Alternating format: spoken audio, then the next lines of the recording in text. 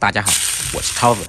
每逢佳节胖3斤，过年吃你的大鱼大肉。今天给大家分享一道健康低卡路里的炝拌萝卜皮，清脆爽口又解腻，做法超级简单。话不多说，接下来开始操作。首先准备1颗青萝卜或者心里美萝卜，先用清水把表面清洗干净，用刀把老皮或者表面的一些脏东西刮掉。我用的这种青萝卜是可以生吃的水果萝卜，水分大，口感清脆，带一丝甜味，非常适合凉拌吃。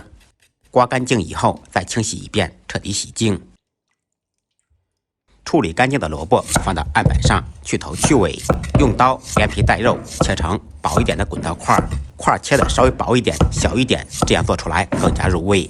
切好的萝卜皮放入清水中，加入1小勺盐，用手抓拌均匀，在盐水中浸泡10分钟。经过盐水浸泡，可以去除萝卜的辛辣味，还可以使萝卜更加爽脆。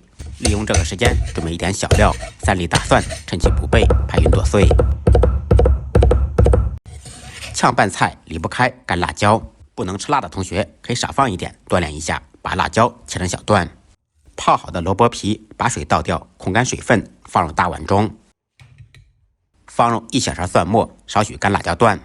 起锅，锅烧空气，放入1勺98号大豆油，开大火把油烧热，去除生油味。油热以后，放入10粒花椒，爆出香味。炸至花椒变色，起黑麻糊以后，用罩力打掉残渣。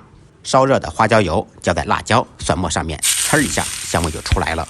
立马盖上盖子焖1分钟，防止香味逃跑。1分钟以后，掀开盖子，满屋飘香，开始调味，放入盐、一点点白糖、1勺海鲜酱油、1勺香醋、一点点芝麻香油。用我的左手彻底抓拌均匀，装入盘中。一道简单好吃的炝拌萝卜皮就做好了，清脆爽口，开胃解腻。学会的同学点完赞，动起手来试着做一下吧。再忙再累，记得按时吃饭。下期视频见，拜拜。